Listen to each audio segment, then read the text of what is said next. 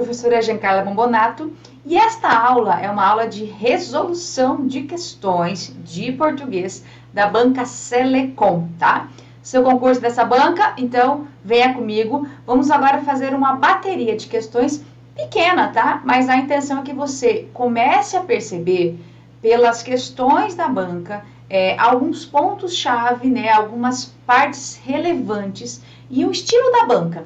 Sabe quando a gente fala assim, é bom fazer o exercício da banca? Por isso, para você dominar o estilo da banca, como ela cobra, o que ela faz, como ela organiza tudo isso, tá? Então, é muito importante que você entenda, conheça a banca, mas como é que se conhece a banca? Fazendo muita questão, tá? Então, nesta aula, eu e você agora vamos resolver juntos as questões, e eu quero daí, a partir das questões, passar um pouquinho de teoria, tá? Porque a gente sabe que a teoria por si só não se resolve, né? Não se garante, digamos assim. As questões por si só também não se garantem. Adianta eu só ficar resolvendo questão uma atrás da outra? Claro que não. Eu preciso associar tanto a teoria quanto a prática, tá? E há duas formas de você fazer isso. Uma delas é, ou você primeiro estuda a teoria e resolve questões, ou você, a partir das questões, busca a teoria, tá? Vai muito do seu grau já de maturidade em relação a estudo, da sua experiência, da sua prática. Então, a ideia é, se você for usar teoria, sempre tem que terminar com as questões.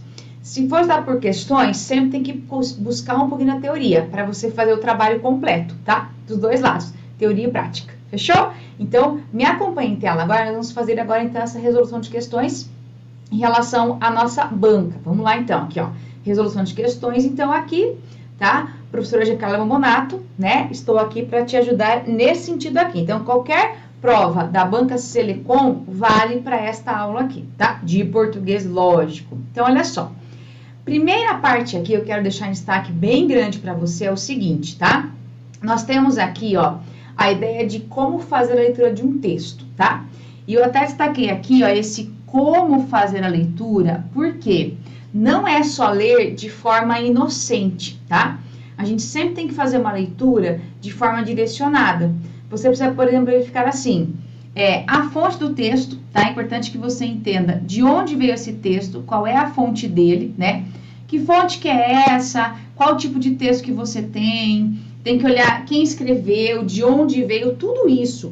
É importante que você entenda esses pontos, porque o tipo de texto, ele se mostra na fonte, tá?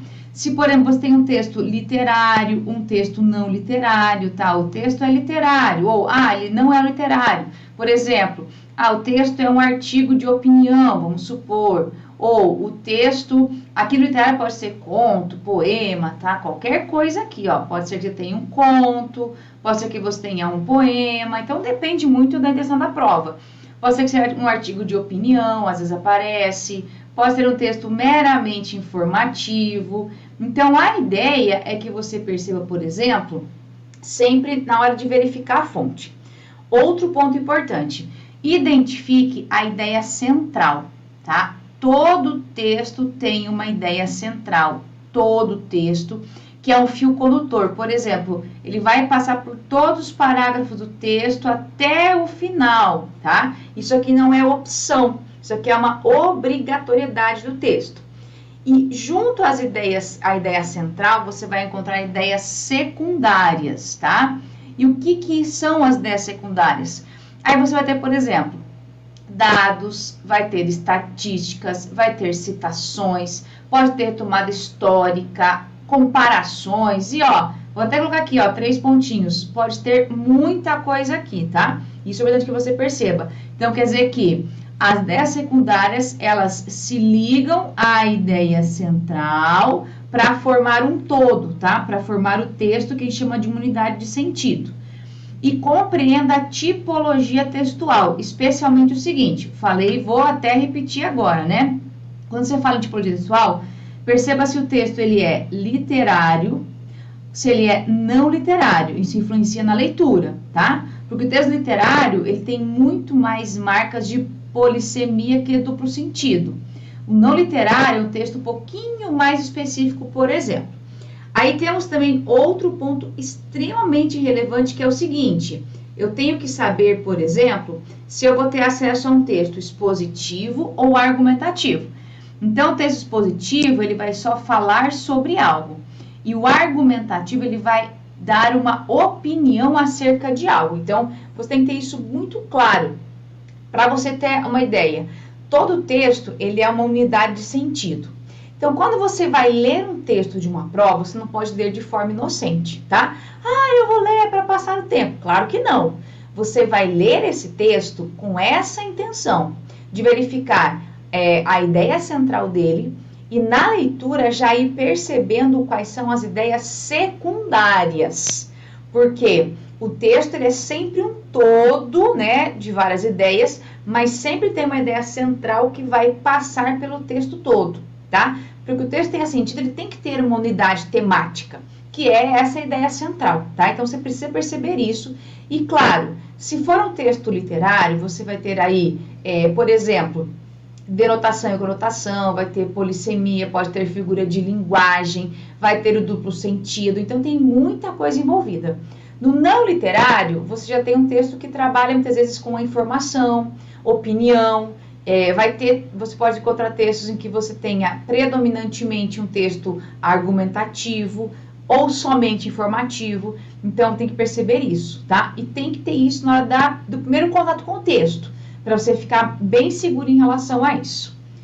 Vamos comigo agora o seguinte, a gente vai fazer a leitura do texto de uma prova, para você perceber que a leitura tem que ser bem objetiva, tá? Eu não posso ficar divagando, e não é o que eu entendi do texto, não. Eu tenho que olhar assim, o que é que o texto me traz de informação?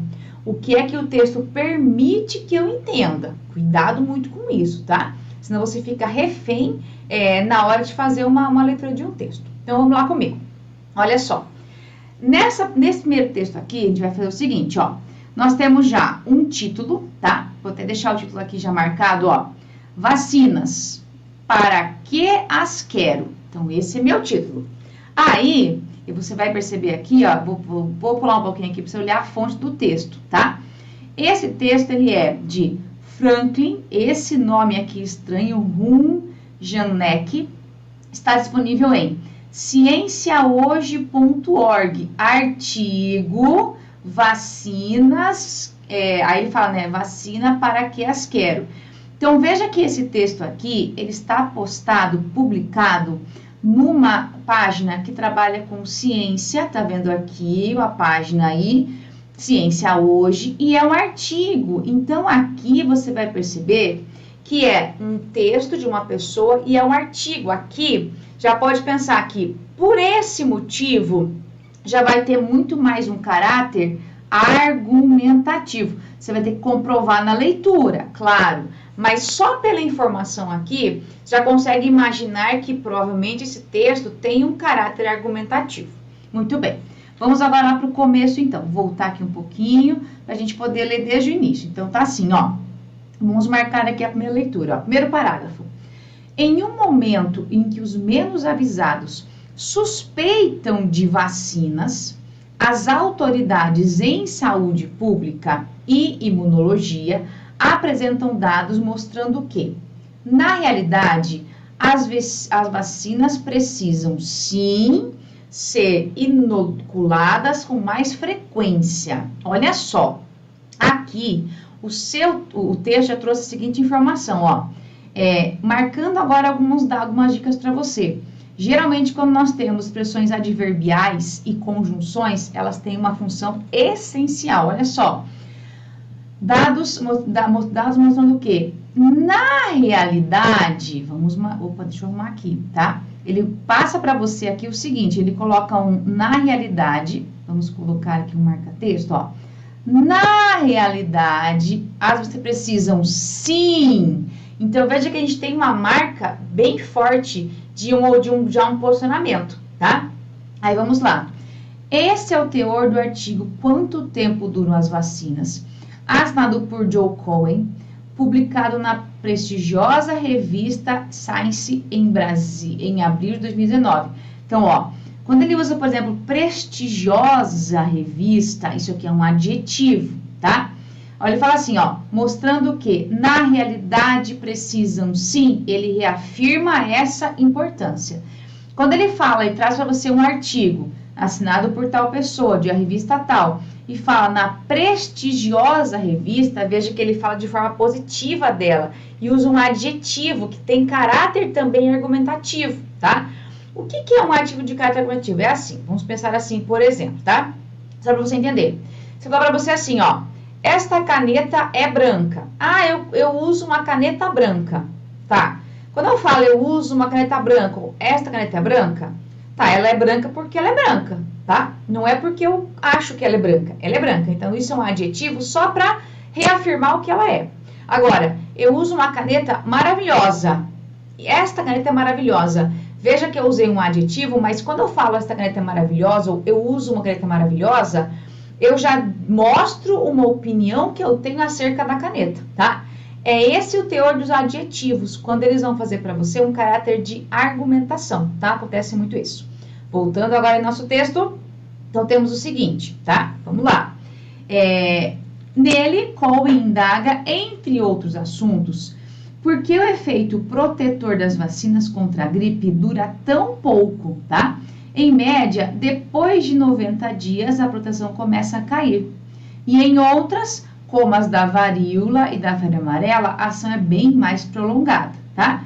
Então, Cohen indaga, ou seja, o artigo também é um artigo de questionamento. Muito bem. Continua. Já vimos aqui nesse parágrafo, então, o seguinte, que nós temos uma tendência a mostrar as vacinas são importantes, o autor já escolheu aqui algumas coisas bem relevantes e trouxe pra gente aqui, ó, essa ideia desse efeito protetor das vacinas, tá? Vou até colocar aqui, ó, efeito protetor das vacinas. Muito bem.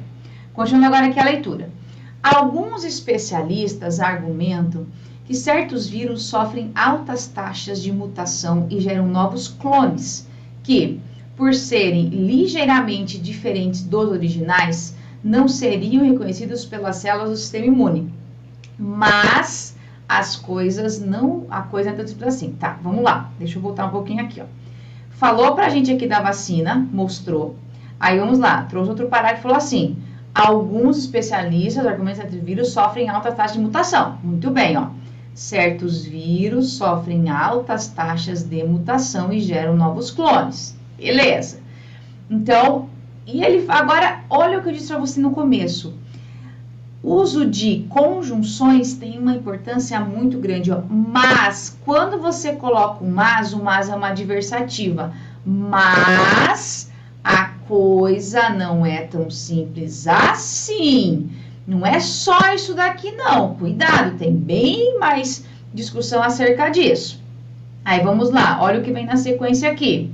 Ao estudar a cachumba, que ainda afeta os humanos, por exemplo, ó, agora aqui o autor do texto trouxe um exemplo acerca do que ele disse antes.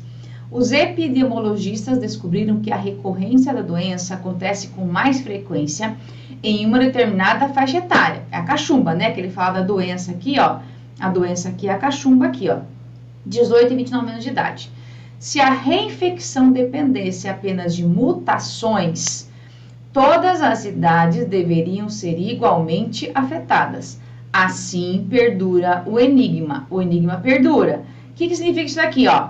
Quando ele fala mas a coisa não é tão simples assim como estava o que falam alguns especialistas. Ele mostrou que, opa, se fosse tão simples assim, todas as idades seriam igualmente afetadas. E isso não acontece. Então, veja que ele já começa a questionar isso. Continuando agora aqui, então. No entanto, apareceu no entanto aqui, você já vai marcar aqui, ó. Como assim? No entanto, apareceu isso daqui, ó.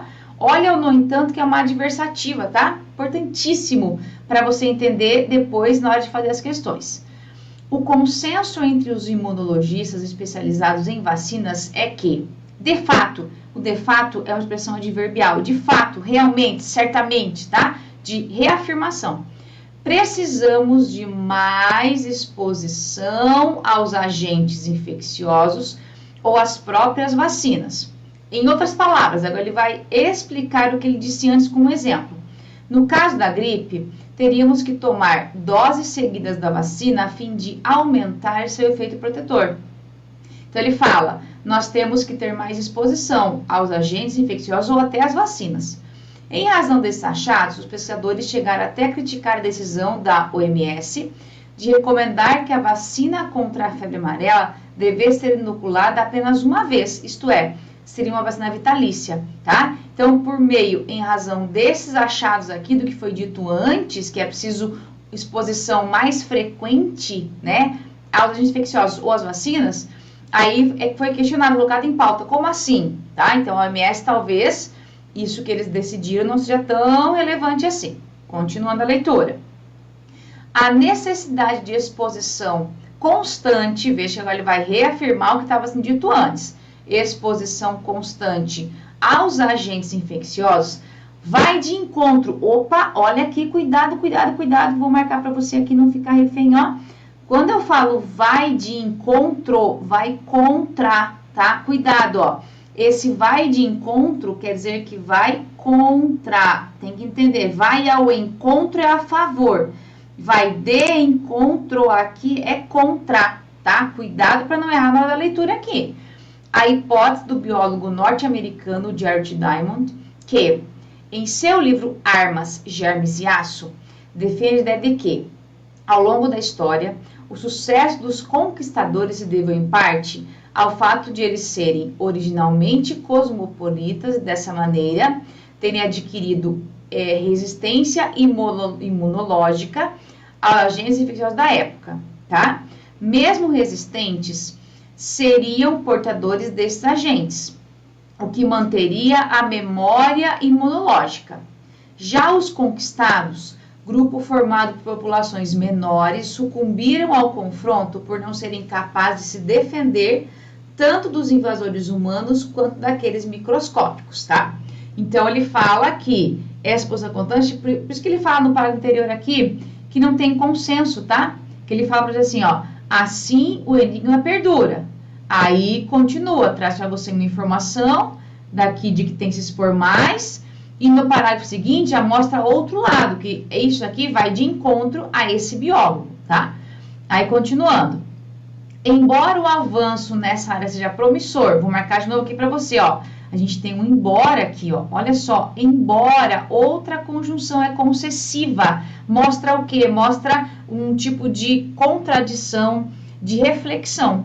Embora o avanço nessa área seja promissor, o mecanismo que torna uma vacina mais duradoura ou não ainda segue sem resposta, tá? Quer dizer que ninguém ainda disse com certeza. Como afirma Cohen em seu artigo, essa é uma pergunta de $1 milhão, aproximadamente o valor do prêmio Nobel. A despeito disso, olha só, a despeito disso é como se fosse um embora. Apesar disso, apesar de tudo isso aqui, ó, olha essa frase que importante aqui, que você mostra agora uma marca de tendenciar e finalizar a ideia, ó. Ninguém deveria duvidar do poder das vacinas, muito pelo contrário. Olha que frase importante, ninguém deveria, usou um deveria ainda aqui, que é um verbo que indica uma obrigação, tá? A tendência atual, ele vai explicar, por que ninguém pode duvidar? A tendência atual, no tratamento das doenças crônicas, como câncer e artrite reumatoide, é a imunoterapia, ou seja, de tanto contato com algo, você acaba tendo uma imunidade acerca disso. Um dia, quem sabe, olha que frase interessante, um dia, quem sabe, teremos vacinas contra todos esses males. Esse final aqui, ó, mostra que o autor do texto, o Franklin, aqui, ó, ele defende as vacinas e ele acredita que elas deveriam ser, sim, usadas com bastante frequência para que a gente tivesse uma imunidade acerca disso, tá? Então, aqui nós temos uma opinião dele e outra. Cuidado. Um ponto importante aqui, a sua opinião sobre vacina, se presta, não presta, não importa, tá? Não leve isso em consideração, você tem que levar em consideração só o que o texto traz para você. É isso que importa. A informação dada no texto é o que tem relevância. Cuidado para você não ficar refém e às vezes ler o texto considerando o que você acha. O que você acha Ai, não tem, olha, a banca tá nem aí para você. Tipo, o que você pensa? Não tá nem aí. Ela vai só olhar para o texto, tá? Então, cuidado, ainda mais se é um texto assim, às vezes meio revolucionário, meio assim, tipo um texto que trabalha com um tema bem polêmico, não se envolva com o tema, tá? O texto é o texto, você vai só ler e responder as questões. Limite-se muito a isso para você não ficar refém da questão, fechou? Agora, vamos para a questão? Vamos lá. Primeira questão que a gente tem aqui, então, ó. A primeira questão diz o seguinte pra gente. O título antecipa o seguinte posicionamento do autor discutido ao longo do texto. Olha o que eu falei para você antes acerca da ideia de que o texto é uma unidade temática. Então, por exemplo, ele fala para você que o título antecipa. Ele já disse que antecipa. Já disse, tá? E ele diz que antecipa um posicionamento do autor do texto que foi discutido ao longo do texto. Então, veja só. Veja que ele antecipa. E onde é que eu percebo esse posicionamento bem marcado? Onde é que eu percebo isso? Deixa eu voltar um pouquinho aqui, ó, só para você perceber. Você vai ver que essa intenção aqui, ó, essa parte está muito marcada nesse final. Ninguém deveria duvidar do poder das vacinas. Muito pelo contrário, né? Ele fala da imunoterapia, ele fala que as vacinas teriam contra todos esses males. Então, veja que aqui a gente tem um autor que vai muito a favor disso, tá? Aí, se eu falo antecipo, o que ele fala para você aqui, ó? Vamos lá. Primeiro, esse daqui é o título. Vou clicar para você de volta aqui, ó. Esse daqui é o nosso título, tá vendo? Ah, muito bem. Esse é o título. Fechou. E aqui nós temos, então, a síntese. Muito bem, olha só. Título, para você ter uma definição aqui, ó, é a síntese do que o leitor vai encontrar ao longo do texto. Então, o que é que você percebe aqui? Que nesse texto, o título é uma pergunta, beleza? E o autor responde isso, não responde, ó, vacinas, para que as quero? E ele responde, porque ele fala pra você no final assim, ó, ninguém deveria duvidar do poder das vacinas. Olha como isso é importante, tá? Então, quer dizer que aqui, ó, a gente percebe que o nosso, né, o nosso leitor, ele traz pra gente aqui essa informação, tá? De que a gente não deveria nunca duvidar do poder das vacinas, tá? Então, esse é o mais importante que a gente tem que perceber. Entender a relevância disso para a hora de você fazer um tipo de leitura. Então, ele tem uma parte bem relevante aqui acerca disso. Então, quer dizer que a pergunta que está no título já é respondida. Aí, vamos lá. Deixa eu só conversar com você um pouquinho agora o seguinte. Tá, o que a gente tem que cuidar em relação a isso, então? Na hora de você avaliar um texto, você sabe que você vai ter que perceber, por exemplo, toda a situação que o texto traz. Você vai ter que verificar como o texto foi organizado. Então, aqui ele pede para você avaliar o título. Então, veja, o título, ele sempre vai ser algo ligado ao mais importante do texto, tá? Então, entenda que ele é uma síntese. E a pergunta tem uma resposta lá no último parágrafo. Fechou? Vamos agora, então, verificar o seguinte. A gente vai agora para essa parte aqui, ó, para verificar agora as opções de resposta, tá? Então, vamos lá. Na primeira ali, como é que tá a nossa resposta, tá? Qual é o posicionamento do autor, tá? Isso que a gente vai ter que perceber agora aqui. Então, vamos lá, olha só. O título antecipa o quê? Que o autor defende que o efeito, olha só, o efeito do tratamento não pode ser superior a 3 meses, não, né? Na verdade, o que ele fala pra gente aqui, só para você entender, tá? Cuidado que ele fala pra você assim. Deixa eu voltar aqui um pouquinho aqui no texto, ó. Ele fala que, tem uma parte que ele fala dos 3 meses, é que ele fala que depois de uns 3 meses, as vacinas já começam a perder um pouco aqui, ó, no primeiro parágrafo. Em média, depois de 90 dias, a produção começa a cair. É isso que fala o texto, e nem é a opinião do autor, tá? Então, não dá para ser a letra A. Muito bem, letra B. Associa-se aos que duvidam da... Opa, não, né? Ó, dos que duvidam da eficácia, não, ele é a favor, tá? Deseja que haja restrições sem chance. Então, veja só. Não é isso daqui na letra A, nem letra B, letra C. Letra D. Entusiasma-se com a ampliação do uso da imunoterapia. Por mais que você não tenha encontrado essa palavra aqui, entusiasmo-se em que lugar? Mas veja que A, B e C, sem chance de ser resposta. Então, você vai marcar qual? Letra D, tá? É isso que você vai ficar atento, entender a lógica de fazer uma resposta aqui. Tudo bem? Muito bem. Próxima questão, então, agora aqui, ó. Questão... eu até coloquei aqui para você alguns pontos, deixa eu destacar aqui, ó. Ó, nesse trecho do texto, ó. Precisamos de mais exposição aos agentes infecciosos ou às próprias vacinas. Aí, no final, ninguém deveria duvidar do poder das vacinas, perceba? Então, ele realmente defende isso. Fechou. Questão número 2. Olha só. Na questão 2, aí o texto tá o seguinte para você, ó. Tá assim. Mas a coisa não é tão simples assim. O uso da palavra coisa é informal pelo seguinte motivo. Você vai lembrar que esse mas aqui, ó, é uma adversativa. Estava lá naquele trecho, deixa eu colocar um pouquinho aqui para frente. Estava assim, ó. Alguns especialistas argumentam que certos vírus sofrem altas taxas de mutação e geram novos clones, que por serem ligeiramente diferentes dos originais, não seriam reconhecidos pelas células do sistema imune. Mas a coisa não é tão simples assim. Então, veja que esse mas coloca um ponto de interrogação. Opa, cuidado, tá? E ele fala assim, mas a coisa. Perceba aqui no texto, a palavra coisa não define algo especialmente dito anteriormente, tá? Não é isso que ele faz. Não tá definindo nada aqui. A coisa fala assim, mas cuidado. Tudo isso não é tão simples assim. Veja que ele tem essa percepção. Então, significa o quê? Que a gente tem que olhar agora o seguinte. Ele fala que a coisa já é informal, tá? Pensa assim. Pelo seguinte motivo. Então, vamos agora para entender aqui, ó. A. Indicar um ser aparentemente desconhecido. A palavra coisa é informal porque indica um ser aparentemente desconhecido. Viajou. Nada disso. B. Expressar uma referência muito genérica. Opa, a palavra coisa, olha aqui o significado da palavra coisa, ó.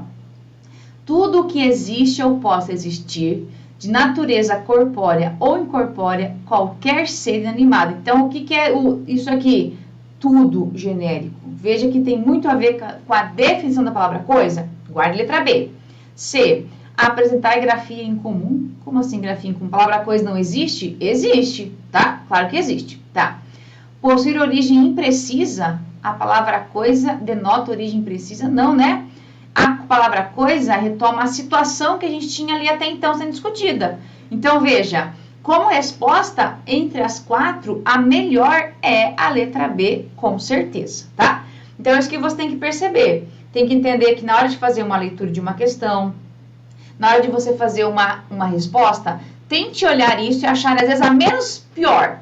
Quando você fizer uma resposta, não fique assim, por exemplo, mas isso aqui não tá igual a questão entusiasmar-se, não tem isso no texto. Mas veja que entre todas elas, a menos pior é a letra D, então você vai achar menos pior, tá? Não fique brigando com a questão, você vai encontrar aquela que fique mais adequada para aquela resposta, fechou? Muito bem. Para a questão de novo agora, vamos agora para a questão número 3 aqui, ó, tá assim.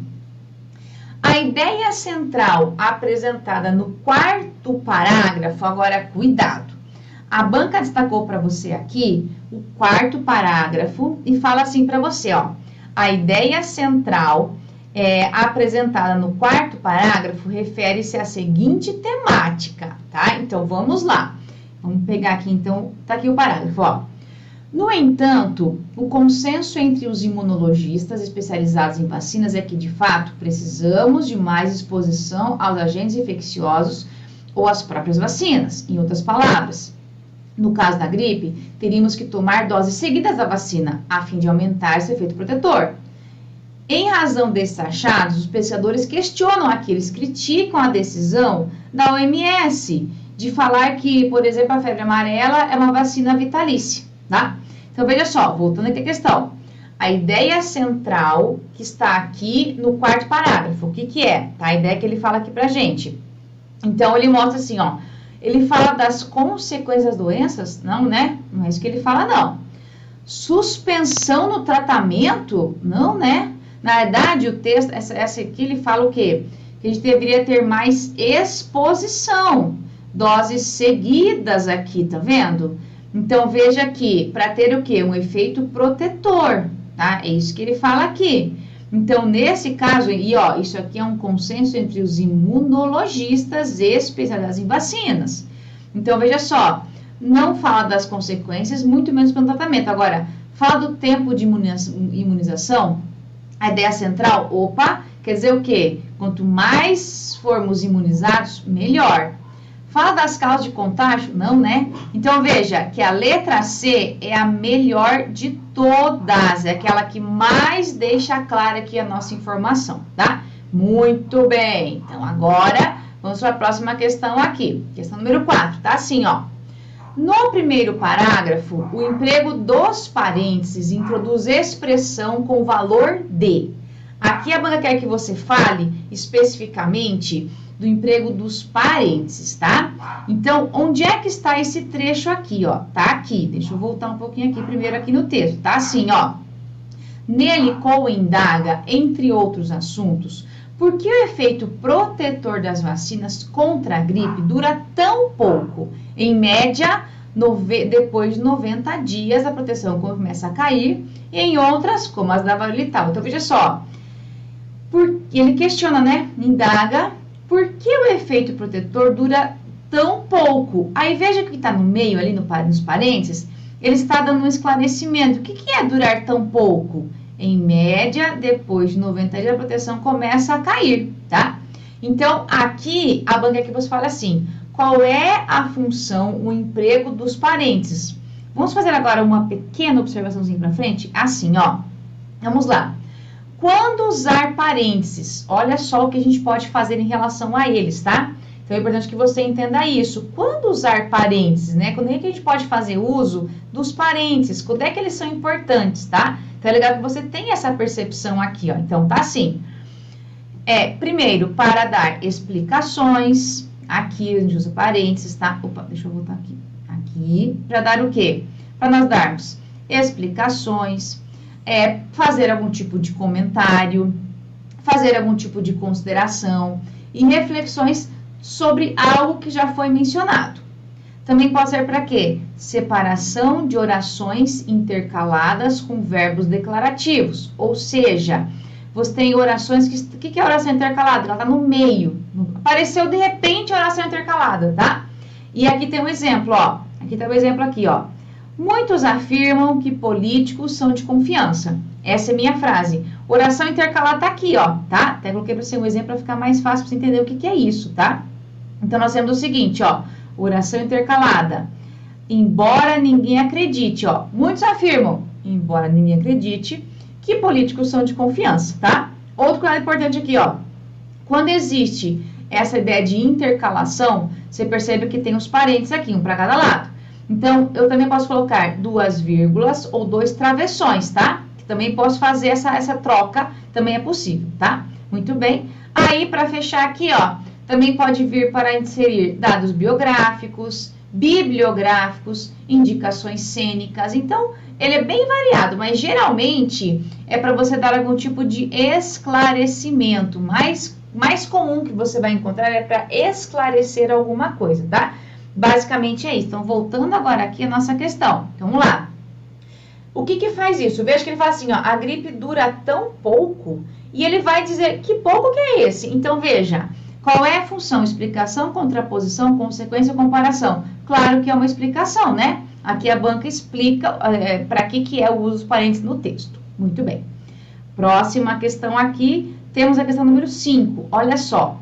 Aqui nós temos uma questão com verbos aqui. Vamos primeiro ler o enunciado aqui para você poder ter uma percepção acerca disso, tá? Olha só.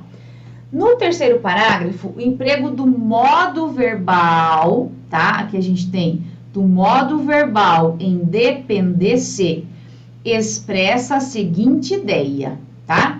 A. Evento com prolongamento constante, ação com duração no passado, hipótese pouco provável, probabilidade com ocorrência certa. Então, aqui, eu quero que você entenda o seguinte. E agora, papo reto aqui, tá? Responda pra você, tá? Como se fosse falar pra mim. Você gosta de verbos? Tá, tudo bem. Se você não gosta, tá perdoado. Agora, você estuda verbos bem, certinho? com bastante cuidado? Aí você está errado. Porque os verbos, eles são a base da língua portuguesa. Os verbos indicam ação, se é uma certeza, se é uma dúvida. Os verbos, eles podem indicar um complemento de uma ação. O verbo está em tudo. Está na morfologia, está na sintaxe, na compreensão de texto, está em tudo.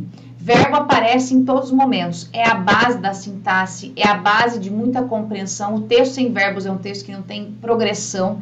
Então, veja a importância de você estudar verbos. Tem que estudar, sim. Saber quais são eles, para que eles servem, como se organizam, como se classificam, tudo isso, tá? Leve muito a sério.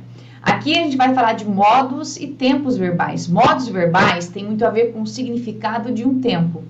E os tempos verbais se organizam em relação aos modos. Então, temos o seguinte, temos 3 modos verbais, tá?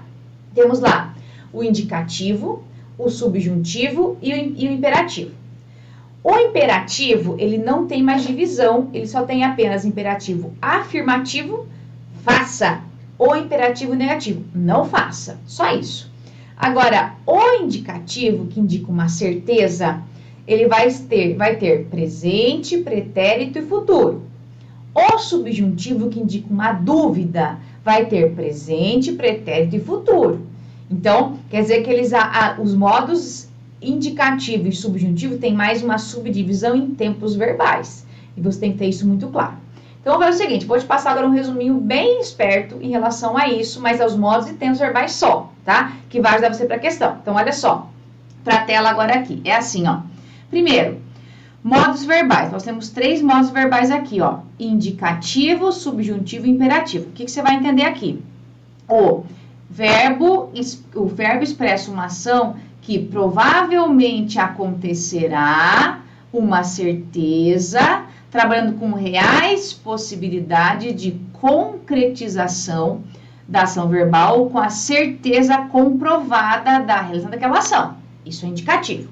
Subjuntivo, ao contrário do indicativo, é o modo que expressa a dúvida, expressa a incerteza, trabalhando com remotas possibilidades de concretização da ação verbal. Remotas, quase zero. Imperativo, tem só 2 formas, a afirmativa e a negativa, e expressa o que queremos que alguém faça. Pode ser uma ordem, um pedido, um conselho, e vai mudar a entonação de voz, tá? Pode ser, você vai saber se é uma ordem, se é um pedido, se é só uma briga, uma bronca, depende muito da lógica ali. Muito bem. Aí temos agora, então, os tempos verbais. Os tempos do indicativo, eles são assim, ó. Presente simples, eu amo. Pretérito, perfeito simples e composto. O simples tem um sentido e o composto tem outro, tá? Ó, eu amei, eu tenho amado. Amei, ação acabada. Tenho amado, ação que se prolonga no presente. Pretérito perfeito, amava, ação habitual no passado. O mais que perfeito tem a forma simples e composta. E é a mesma coisa, tá? Pode aparecer assim, ó. Amara, havia amado, tinha amado. Tudo a mesma coisa, não tem nenhuma diferença de sentido. Aí temos o futuro do presente simples e composto. Amarei, terei amado. Aí eu tenho o futuro do pretérito. Amaria, teria amado. Nesse futuro do pretérito aqui, ó, uma dica é você saber que o verbo na hora de conjugar vai aparecer sempre um iria. Amaria, poderia, gostaria, seria, entenderia, gostaria, porque, sei lá, sempre vai ser assim, viajaria, sempre vai ser assim, tá? Aí, continuando, nós temos os tempos verbais do subjuntivo. Uma coisa importante, o subjuntivo nunca vai ser independente. Então, você vai ver que na hora de conjugar, ó, eu coloquei aqui essas conjunções, tá? Por quê? O subjuntivo, ele não aparece sozinho. Sempre vai ter uma conjunção, uma expressão de dúvida que justifica o emprego do subjuntivo. Então, veja só. Eu tenho lá presente, pretérito imperfeito, pretérito perfeito composto, pretérito mais que perfeito composto, o futuro do presente simples e o futuro do presente composto. Então, olha só, que você estude, se ele vencesse, que ele tenha estudado, se ele tivesse começado, quando ele vier, quando ele tiver saído. Uma dica para você agora, bem esperta aqui, ó, olha só comigo.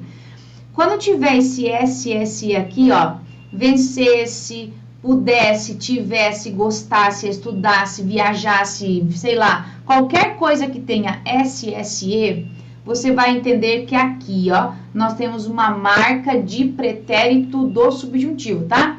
Sempre apareceu SSE, é pretérito do subjuntivo. Isso é bem evidente. Então, tem isso muito claro, que vai te ajudar bastante, tá? Então, uma dica para você ali é esse SSE, ajuda bastante. Outra coisa, o futuro, você vai terminar com R, tá? Ó, vier, tiver, comprar, entender, fizer, puder, sempre termina com R, sempre, tá? Então, terminou com R, esse futuro, e o SSE sempre é pretérito, tá? Para ajudar você aqui, então. Aí, você volta aqui na questão. Veja só comigo aqui, ó.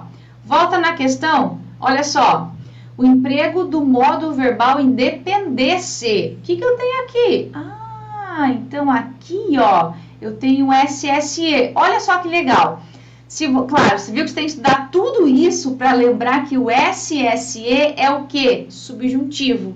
Então, nós temos o seguinte, depender-se é um evento com prolongamento constante? Não.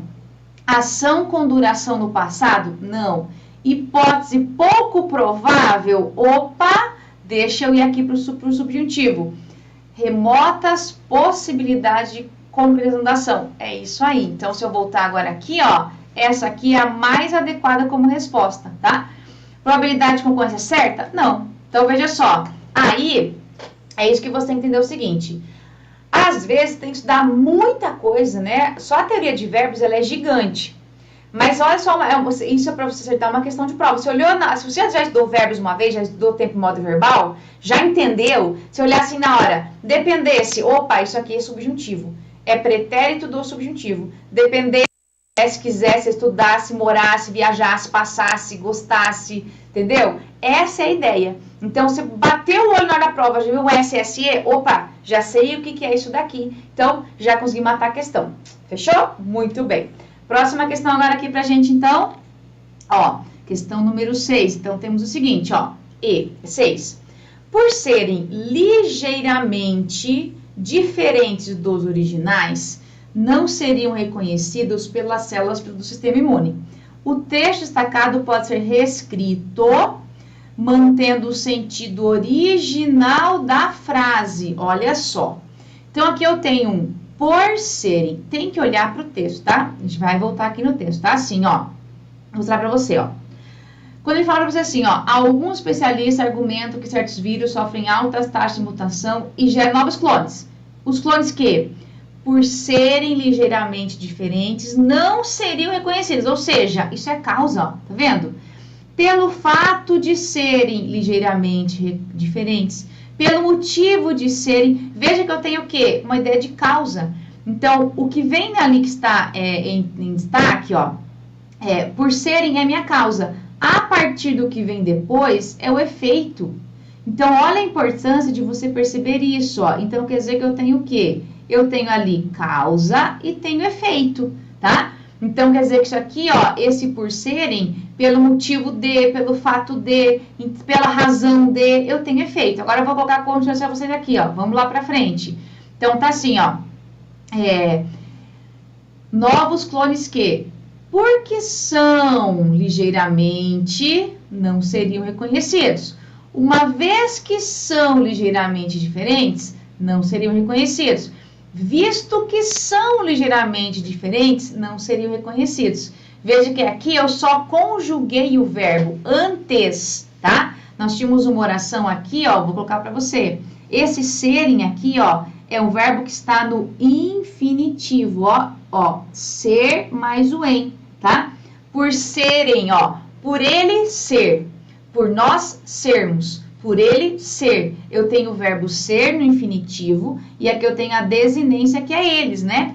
Mas isso aqui tudo é uma causa, então caberia fazer a reescrita assim, né? Porque são ligeiramente diferentes, uma vez que são, visto que são. Tudo causa. Agora eu vou voltar para a questão aqui, ó. Nós temos o seguinte, qual seria a forma de reescrever mantendo o sentido original? Olha as opções de resposta aqui para você ter, ó. Você tem lá. Mesmo sendo o mesmo, tá? É a ideia de concessiva, tá? Então, aqui, ó, esse mesmo é uma ideia de concessão, tá? Então, quer dizer que não dá certo, não. Isso é uma concessão. Uma vez que é causa, tá? Apesar de, o apesar de é uma concessão aqui, ó. contanto que sejam, isso aqui é uma condição, tá? Então, você veja que não é uma condição que o texto me traz, ele traz uma causa. Então, aqui, ó, a letra B é a mais adequada como resposta, porque aqui eu tenho realmente uma causa que está marcada como resposta aqui, tá? Então, o que você vai entender? Questão de reescrita, a banca pediu o sentido original para você manter as mesmas relações originais. Se estava causa e efeito, eu vou ter que manter causa e efeito, tá?